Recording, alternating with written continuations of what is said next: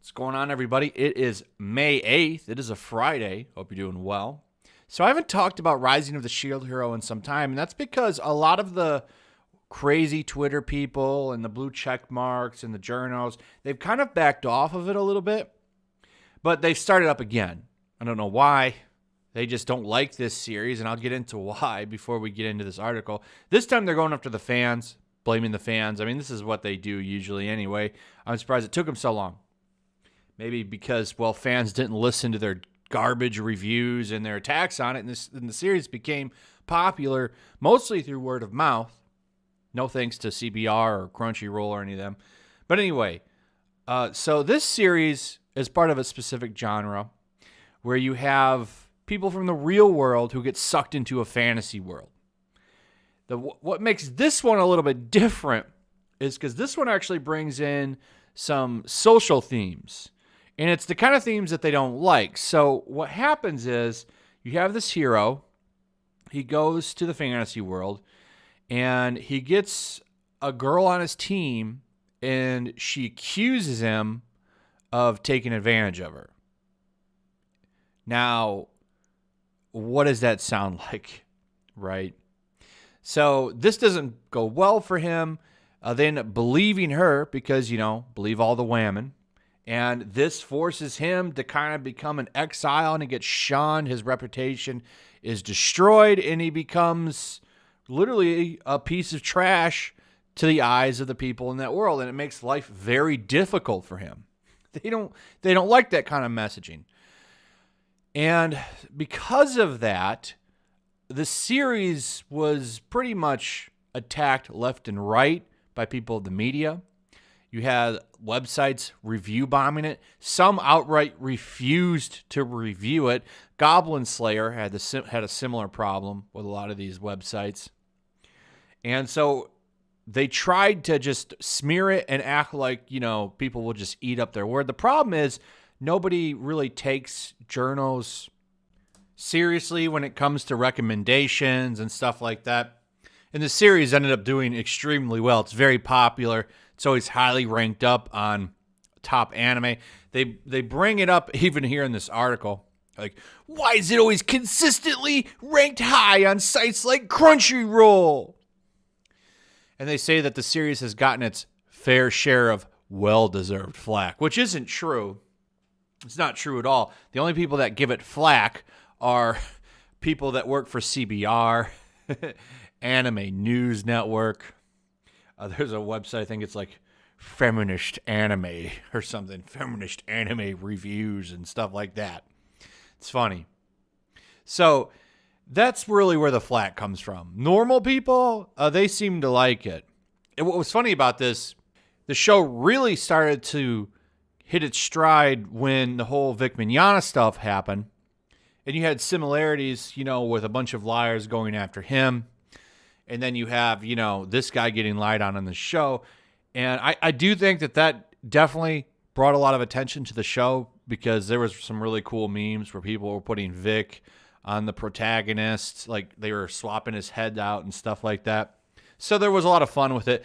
And I think that, because that really did rock the North American anime community quite a bit. So I think a lot of these websites like CBR, they went after this show for those reasons. But they would have went after the show no matter what. They would have went after the show no matter what. Funny how, they're all very quiet with the whole Biden situation. They don't want to talk about his buddy Tara at all, but that's okay, right? That's okay. They can ignore that one. That's a whole other can of worms that I just find funny how they just ignore that. That's okay. We gotta defeat the Orange Man. Gotta take him down. So they're taking this show down again. This time they're calling the fans of the show anime incels, which I find pretty hilarious. I mean, they look for any reason they can to attack this show, which I find funny because all they're doing is drawing more eyes to it. So people that don't know about the show are now finding out about it, and they'll probably go watch it, and they'll probably enjoy it because it's actually a pretty decent show.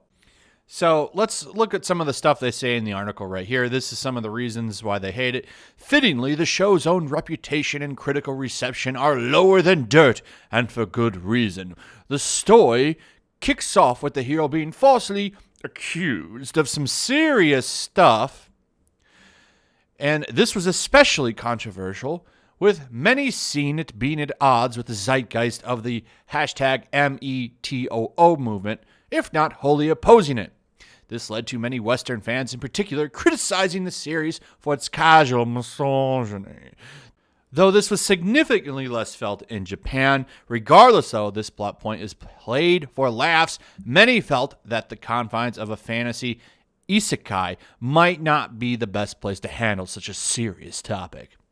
So a couple things in that, like saying this isn't the place to handle a topic like this. Well, where is the place to handle a topic like this? I mean, they're okay with taking politics and shoving it into everything else, but because this show did well and people like it, it's going against the type of politics that we endorse, we might need to just trash it. That's why it says right here, the reputation and the critical reception are lower than dirt, and for good reason, right? Because it goes against what they support. That's the big thing. So we go down here and they call the hero a incel self-insert. That's what he is. So basically, if you like this show, well, you identify that way, and that's why you like it. That's what blows my mind here. And they double down on it right here at the end. So how is it so popular? Despite all of these legitimate issues, the show continues to develop an audience. I can't believe it. We've all trashed it. This is CBR. This is CBR. This is comicbookreader.com. How do they like this show? We've trashed it. Well, because nobody cares about the opinion of CBR.com or Anime News Network or blue-haired weirdos over on Twitter. Nobody really cares about your opinion on anything. That's why it's so popular. It got popular based on word of mouth and other ways. So the show continues to develop an audience. Crunchyroll revealed that it was in their top 20 list of the currently most popular series in the same rankings as shows that are much more acclaimed, like My Hero Academia, Naruto, and One Piece. One justification for the questionable series' popularity is the current wave of other generic, poorly constructed isekai shows that seem to somehow find a loyal audience. The genre is currently plaguing anime as a whole, much as the harem genre had in years before. Now, what's funny is this person is saying that these kinds of anime are plaguing they're just plaguing the genre as a whole. But you go over here and then they write stuff like this: the 10 best adaptions. So I just find that funny. Anyway, the controversial elements might actually be a boon for the show's popularity. Some viewers may seek out Shield Hero because of its taboo, almost risque reputation, while others might even sympathize with the protagonist. There is something to be said for having something risque and taboo that will bring people to check it out, because we're just drawn to that kind of stuff naturally as people. But if that's all it was, people wouldn't continue to watch it, and it wouldn't be pushed up as a top anime. That's just reality and fact. So, they like to ignore all this stuff. The real reason they don't like this show is because of the message behind it. Goes against what they have to say, goes against their politics. They don't like that. So naturally, they're going to go after it. That's why the show has gotten heat from journos and everything time and time again. Now, this is the first time that they've called it an incel self-insert, which I find kind of crazy. So this would justify the show's label as an incel fantasy. But it would also explain why rampant criticism has failed to break the show's viewership. Now, that's not crazy. Journalists have went after movies and shows all the time.